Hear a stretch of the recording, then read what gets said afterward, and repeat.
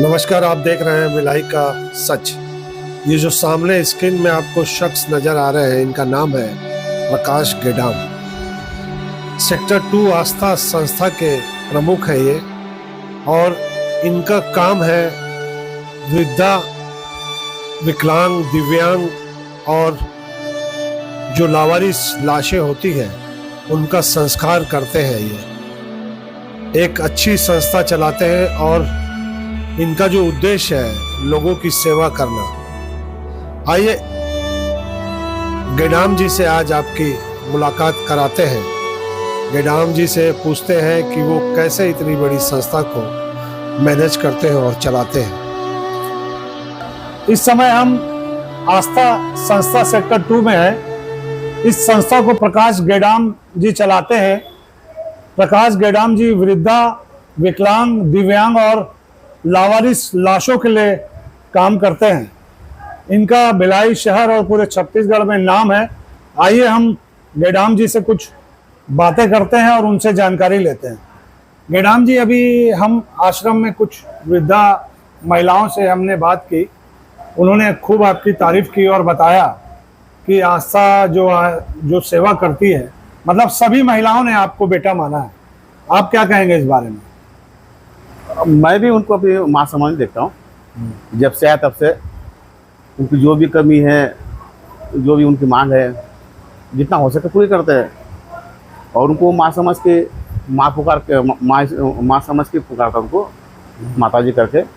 वो मुझे बेटा बेटा करके गला लगाती है और जितना हो सके मैं उनकी इच्छा पूरी करता हूँ।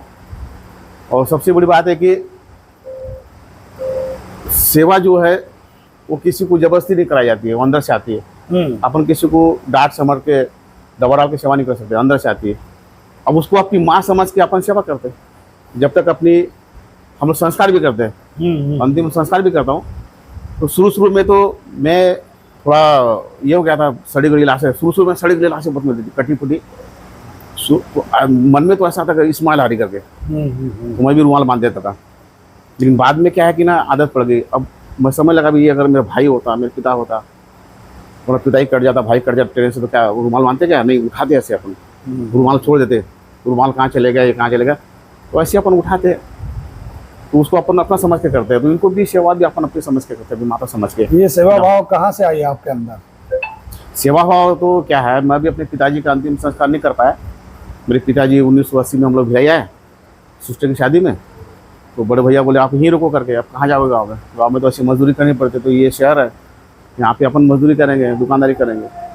तो पिताजी थे हमारे, तो पिताजी बोले मैं भी जाता हूँ। बोले गाँव खेती बाड़ी बेच के आता हूँ। खेती बाड़ी बिकी नहीं, पिताजी दमा के मरीज थे। पिताजी क्या है, उस समय मीसाबंदी में उनको भी अंदर कर दिए थे, 6 महीने तक वो भी अंदर थे। बाद में उनको दमा पकड़ लिया था, तो दमे से वो ख़त्म हो गए। तो 6 महीने बाद पता चला कि पिताजी ख़त्म हो गए। मतलब हमारे पिताजी, कुल मिला के पिताजी के अंतिम संस्कार में, उनके सेवा में हमारा कोई योगदान नहीं, उनके जीवन के आखिरी समय में।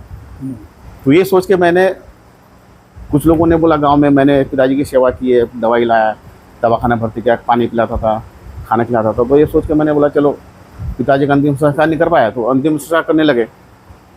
अरे माता जी थी, तो माता जी देखी कि यहाँ पे एक कार्यालय है, खुला पड़ा रहता है।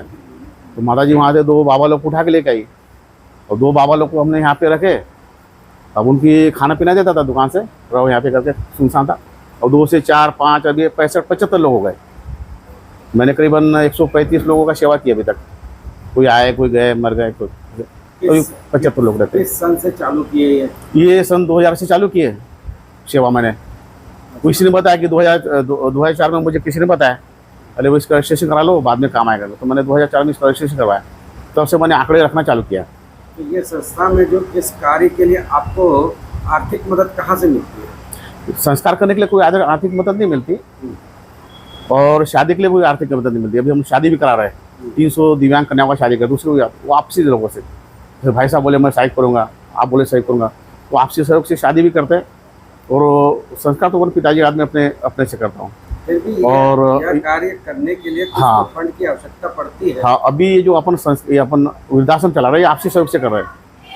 कुछ लोग चावल कम होता, चावल देते हैं, दाल होगा, तेल होगा। ये अभी भी हुआ। कोरोना काल के बाद में मैं सहयोग लेना चालू किया। कोरोना काल के पहले मैं सहयोग नहीं लेता था, कोरोना काल पर मेरे पास जनसंख्या भी ज़्यादा बढ़ गई। पहले मैं 15-20 लोग की सेवा करता था। अभी आप जो है क्या कार्य करते हैं? अभी लावारिस लाशों का अंतिम संस्कार उसमें आपका कोई सरकारी नौकरी है कि ऐसी प्राइवेट है? ये प्राइवेट अपन करते हैं। आपका संस्थान? हाँ, मैं अपने पिताजी के याद में अंतिम संस्कार करता हूँ। और शादियाँ जो है 2006 से शादी करता हूँ। शादी में आपसी लोगों से दान पुण्य करके पूरी शादियाँ करता हूँ। आश्रम जो है, अभी आश्रम में मैंने 2006 से लेके 2018 तक पूरा अपने लेवल पे हमने ये किए। लेकिन उसके बाद में 2018 में एक ऐसी कुछ टीम आई थी एसडीएम वगैरह देखने के लिए। उन्होंने देखा है कि अरे व्यवस्था तो बहुत अच्छी है, कुछ कमी है कि नहीं। बोले हर कमरे में टीवी होना चाहिए। तो बोला टीवी होता तो दान आएगा तो आगे। तो बोला अगर तो बोले अनुदान नहीं मिलता हमको। तो उन्होंने कुछ किसी को बोला होगा। तो तब से हमारे यहाँ फाइल वाइल लेके तो पहले तो क्या अनुदान वगैरह मिलता नहीं था। 50,000 चाहिए, 1 लाख चाहिए, ऐसे कुछ बोलते थे। तो सरकार की ओर से अनुदान मिलना चालू किया 2018 से। 19 में चालू हुआ।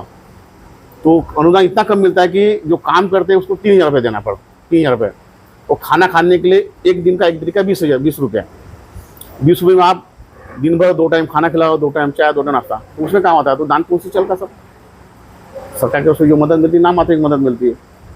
20 रुपये में कहाँ कोई खाना बना होता है। आप अपने संस्था के बारे में कुछ क्या बोलना चाहते हैं जो हमारी पब्लिक है जो देख रही है? हाँ, मैं तो ये कहूँगा कि भाई मुझे नहीं है, ऐसी जितनी भी संस्था चलती है भिलाई नगर में, तो संस्थाओं को कोई सरकार के से कोई भरपूर डोनेशन नहीं मिलता है। तो आपसे लोगों से सहयोग मिलता है।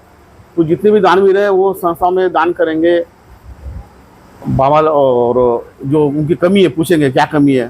जैसे अभी कुछ लोग हमारे यहाँ पे बोलते कूलर चाहिए तो कूलर लगा दिए। मैंने बताया कूलर चाहिए, कूलर की आवश्यकता है।